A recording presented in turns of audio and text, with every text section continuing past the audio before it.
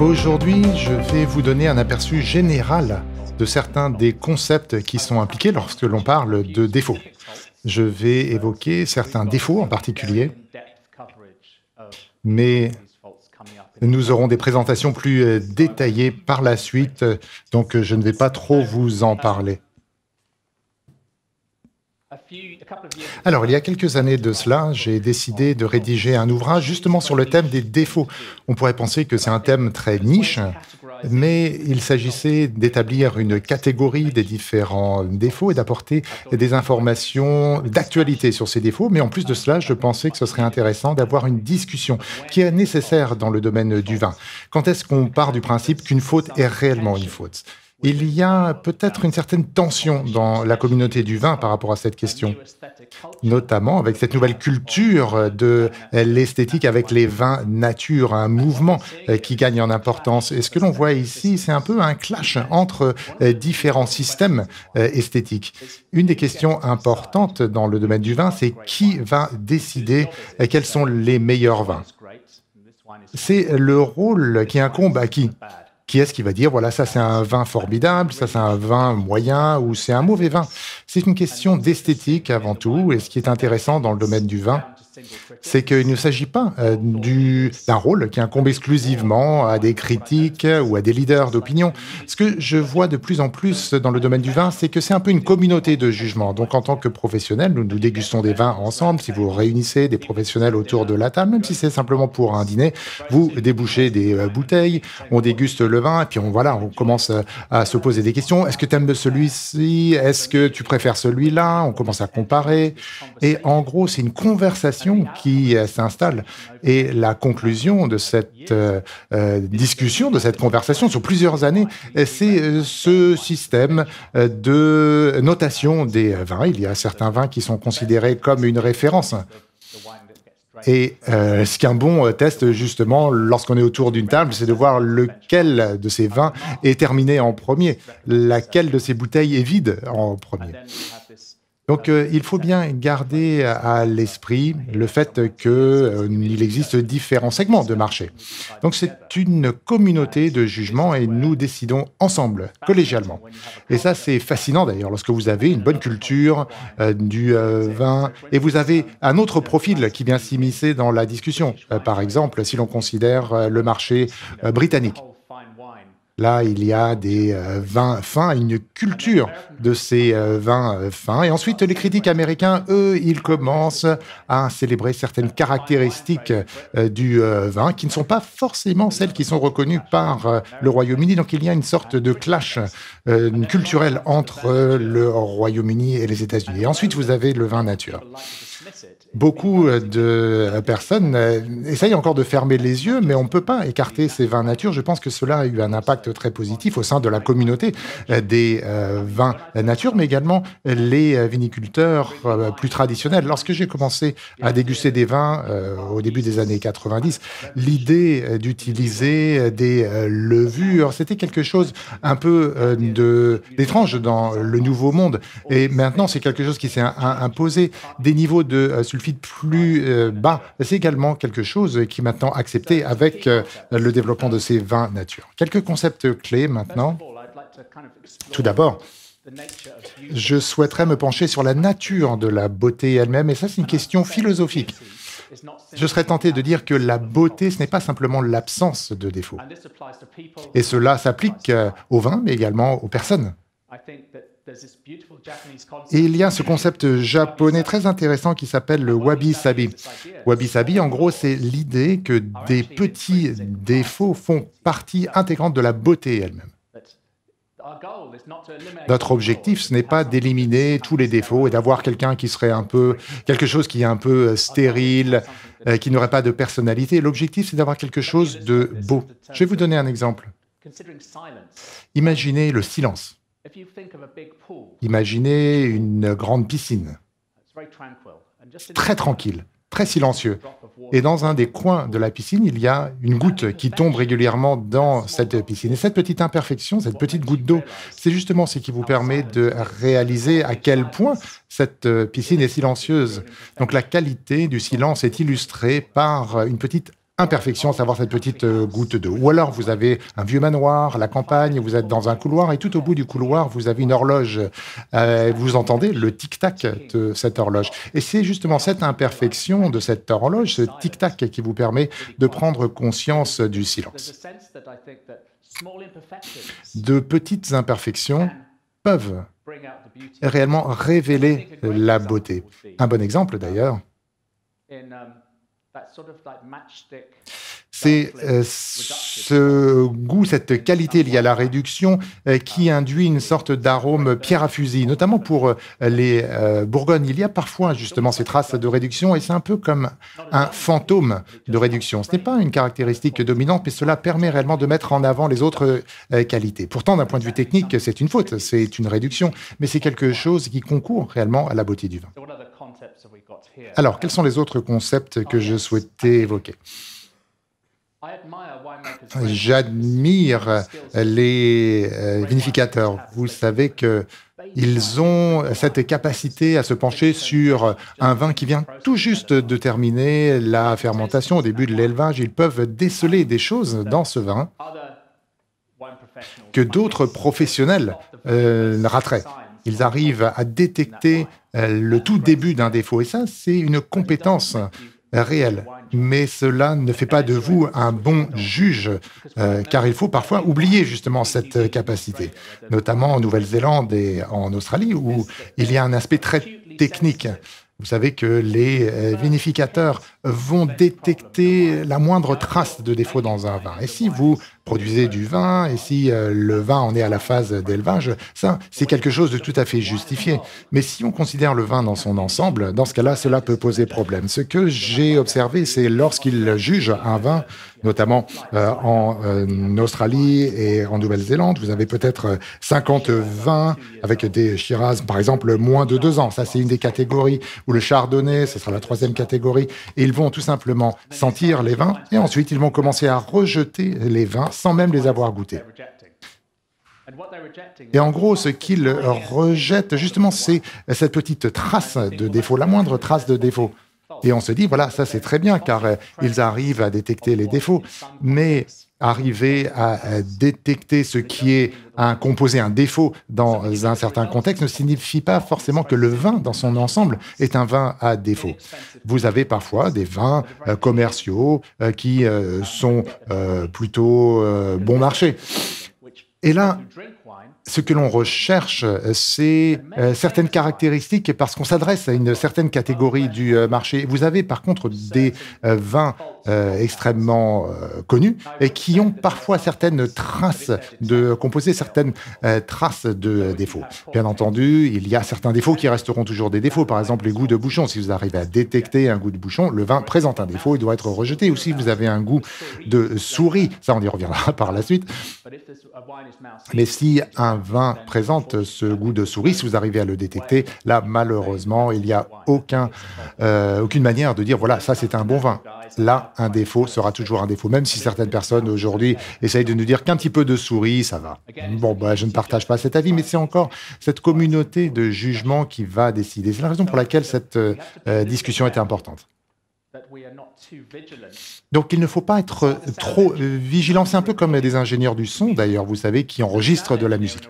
L'ingénieur du son, dans un studio d'enregistrement, ne va pas écouter le morceau, la musique, mais ils vont rechercher les tout petits détails. Par exemple, la cymbale, ou peut-être le micro sur la cymbale est au mauvais endroit, ou peut-être que la guitare basse est trop en avant, ou il y a peut-être un problème avec les voix, il y a parfois quelques fausses notes. Donc en gros, l'ingénieur du son va déceler ces différents problèmes. Mais lorsque l'ingénieur du son écoute un morceau ou un disque, en gros, ils ne vont pas écouter comme une personne lambda. Et ils vont peut-être passer à côté de la beauté du morceau, mais ils vont se pencher justement sur les techniques d'enregistrement. Et je pense que pour le vin, c'est pareil. Vous pouvez avoir des vins qui ont été très très bien produits, mais qui ne sont pas très intéressants. Je vais vous parler de ce concours, The International Wine Challenge. Il y a environ 15 000 vins qui sont jugés chaque année. Et vous avez 2 sessions de dégustation. Cela signifie qu'il y a environ 20 à 25 000 bouteilles qui sont débouchées dans le cadre de ce concours qui se déroule sur 2 semaines. Ce que cela représente, c'est une opportunité sans égale de dresser l'inventaire de ces défauts. Et vous savez que nous avons lancé cette clinique des défauts depuis de nombreuses années. Aujourd'hui, nous avons des données intéressantes sur l'évolution de ces défauts, car ça fait plus de 10 ans.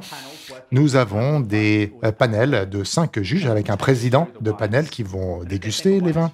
Et s'ils estiment qu'un vin présente un défaut, ils vont tout simplement l'envoyer à la clinique des défauts, cette table où l'on pose toutes les bouteilles jugées comme des vins à défaut. Et lorsque moi, j'ai 1 heure ou 1 heure et demie de libre, moi, je vais tester ces vins qui ont été justement écartés. Vous savez que je ne suis pas parfait, on a tous des seuils différents, mais ce que l'on essaye de faire, c'est d'obtenir des données cohérentes.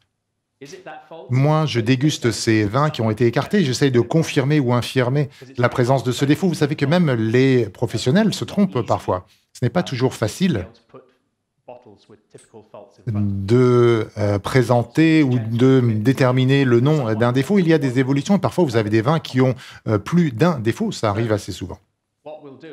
Ce que l'on fait, c'est d'essayer d'avoir une approche réellement homogène pour déterminer le type de défaut. Cela fait plusieurs années maintenant que nous nous livrons à cet exercice et nous avons des données très intéressantes. On adorerait bien entendu procéder à des analyses chimiques de ces bouteilles. Ce serait génial, mais pour l'instant, c'est tout simplement trop onéreux. Là, on ne peut pas le faire car il s'agit d'environ 7% des vins présentés qui présentent un défaut. Alors, je vais passer en revue les principaux défauts que nous rencontrons. Bien entendu, les orateurs qui parleront après moi évoqueront cela en plus de détails. Le goût de bouchon, c'est toujours d'actualité. Il y a eu un pic à la fin des années 90, car il y a eu une explosion du nombre de vins produits à l'échelon mondial. Et il n'y avait qu'un système de bouchon, en gros c'était le bouchon en liège. C'est au milieu des années 90 que l'on a vu les premiers bouchons synthétiques. Ce n'était pas très bien. C'était obtenu par moulage, par injection, et cela ne fonctionnait pas très bien. Vous savez que l'oxygène peut en fait passer par le plastique. Et les gens pensaient voilà, que cela permettait réellement d'avoir un véritable joint qui empêchait le passage de l'oxygène, mais ce n'était pas le cas. Donc il faut se poser la question, qu'est-ce que l'on attend d'un bouchon? Ensuite, en 2000, il y a les Australiens qui ont utilisé les capsules à vis. Et en 2001, c'est en Nouvelle-Zélande que l'on a commencé à utiliser les capsules à vis qui ont inondé le marché en Nouvelle-Zélande et une grande partie du marché en Australie. Ensuite, vous avez d'autres technologies, par exemple Diam, qui a rencontré un vif succès, et d'autres techniques, par exemple ND Tech, qui implique de tester individuellement chaque bouchon. Ensuite, il y a des systèmes un peu plus inhabituels comme Vinoloc, mais vous avez également d'autres systèmes qui sont complètement fous, mais ça c'est notre question. Nous avons aujourd'hui des alternatives. Ces alternatives existent et c'est un domaine très intéressant. Cette chimie post-embouteillage, qu'est-ce qui se passe dans un vin après justement la mise en place du bouchon? Par rapport au goût de bouchon, cela affecte environ 3% des bouteilles. Cela est encore trop élevé, mais il semblerait que le bouchon en liège, c'est un produit naturel. Il est impossible de le nettoyer à 100%. Les Brettanomyces, là, on reviendra là-dessus dans quelques instants. C'est extrêmement fréquent, notamment pour les vins rouges. Vous savez que certains vins que moi, j'affectionne particulièrement, présentent cette note Brett. Mais moi, si j'étais un producteur, j'essaierais de tout faire pour éviter les Brettanomyces, car c'est un défaut qui enlève un peu la notion de terroir du vin. Et vous avez néanmoins certains producteurs qui produisent des vins avec cette note de Brett sans même le savoir, et ça rend le vin intéressant. Donc ça dépend réellement du contexte, ça dépend de la souche, ça dépend également du niveau de ces Brett, mais c'est un défaut réellement intéressant. Ensuite, vous avez l'oxydation. L'oxydation, là encore, c'est un défaut complexe car lorsque l'on parle de vinification, il s'agit avant tout d'un processus qui implique une bonne gestion de l'oxygène en fonction du type, du style de vin que vous produisez. Et je pense que ça, c'est une compétence essentielle.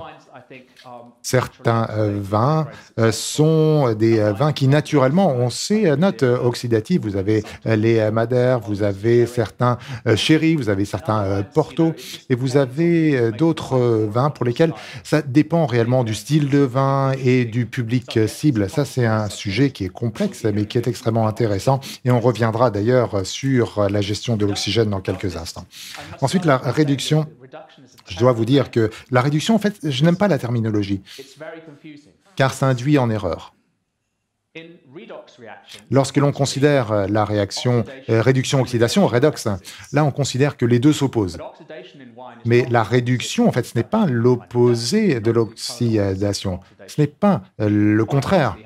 Vous pouvez avoir un vin qui est à la fois oxydé et qui présente une certaine réduction. Donc la réduction, c'est lié aux composés soufrés volatiles qui sont le résultat de la levure pendant la fermentation. Ensuite, ils changent de forme pendant l'élevage.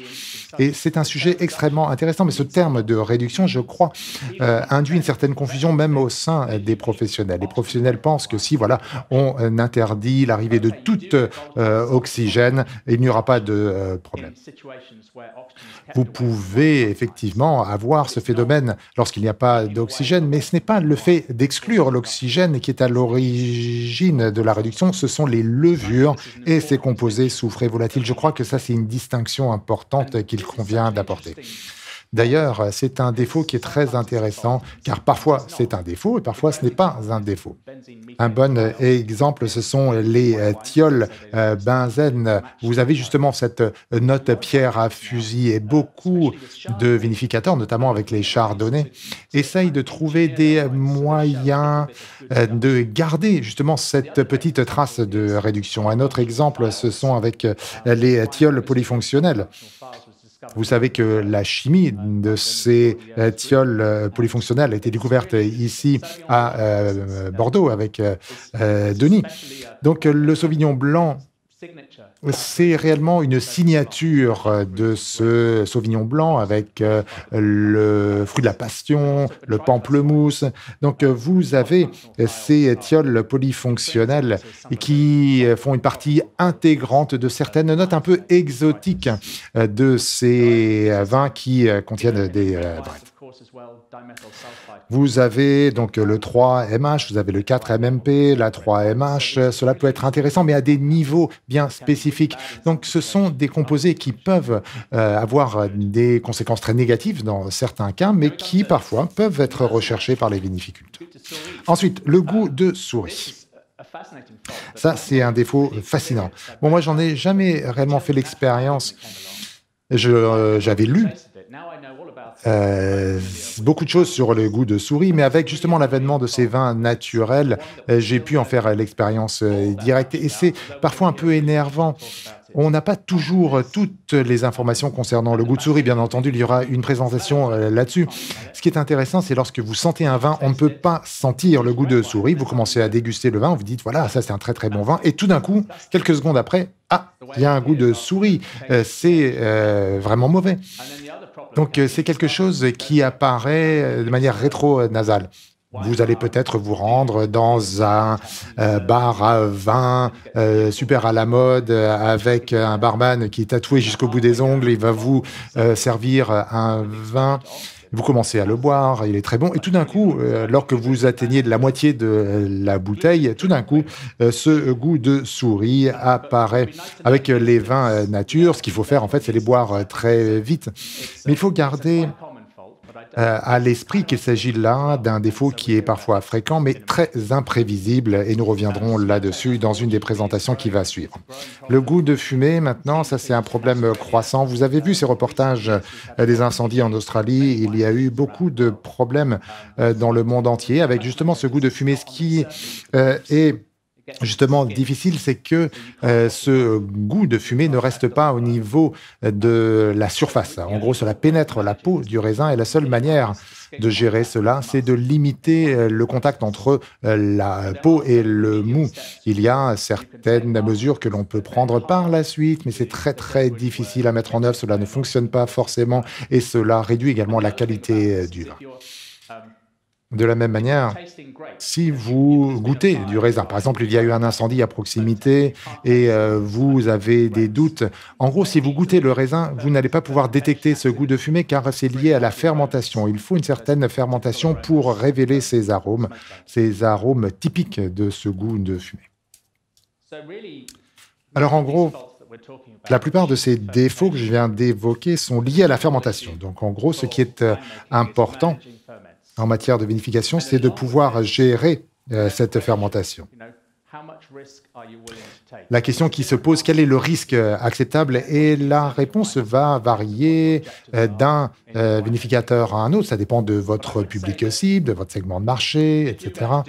Mais si vous ne faites rien, si vous, par exemple, ne souhaitez pas ajouter de sulfite, par exemple, lors de la fermentation, dans ce cas-là, il ne faut pas simplement espérer avoir de la chance, il faut avoir des compétences, il faut surveiller tout ce que vous faites. Et notamment dans le domaine des vins naturels, il y a une tendance à utiliser des microscopes maintenant pour examiner tous les microbes. Et je crois que c'est une approche très intelligente, car c'est avant tout une question de microbiologie. Si vous savez ce qui se passe, dans ce cas-là, vous pouvez dire, voilà, j'ai l'impression que cela fonctionne bien, on a les bons microbes, mais si vous avez les mauvais microbes, dans ce cas-là, il faut effectivement prendre un certain nombre de mesures. Et pour conclure, je souhaitais vous parler de ces notions de qualité, car je pense que c'est une discussion très importante. La qualité, dans le vin, ce n'est pas quelque chose d'absolu. Ce n'est pas une propriété absolue de telle ou telle bouteille. Vous ne pouvez pas dire, voilà, ça, c'est un vin de qualité. Ce que vous pouvez dire, c'est que c'est un vin de qualité dans son contexte, par rapport aux personnes qui boivent ce vin, le contexte dans lequel ce vin est dégusté. Donc cela dépend de l'intention du vinificateur, du marché de ce vin et également du moment où ce vin est dégusté et par qui. Ce qui peut être considéré comme un vin de qualité dans un cas sera considéré comme un mauvais vin dans un autre cas. Imaginez un vin fruité, un vin rouge avec quelques grammes de sucre résiduel et des notes fruitées, peu chères. Pour beaucoup de consommateurs, ce sera un vin de qualité. Mais si vous servez ce vin dans un bar à vin naturel, dans ce cas-là, on pensera que c'est un mauvais vin. De la même manière, si vous prenez par exemple un vin Ganava, par exemple, qui est considéré comme étant fantastique, le consommateur éclairé, qui sait ce dont il s'agit, c'est un vin de qualité. Mais maintenant, si vous le servez à un consommateur lambda, ils n'aimeront pas, ils trouveront que c'est un vin un peu bizarre. Lorsque l'on parle de défauts, il faut garder à l'esprit que des petites notes de défaut, d'un point de vue technique, c'est parfois quelque chose qui crée une véritable personnalité. Et dans un contexte particulier, cela peut donner naissance à un vin de qualité. Dans le mauvais contexte, cela peut donner naissance à un vin à défaut. Donc ce n'est pas une qualité absolue.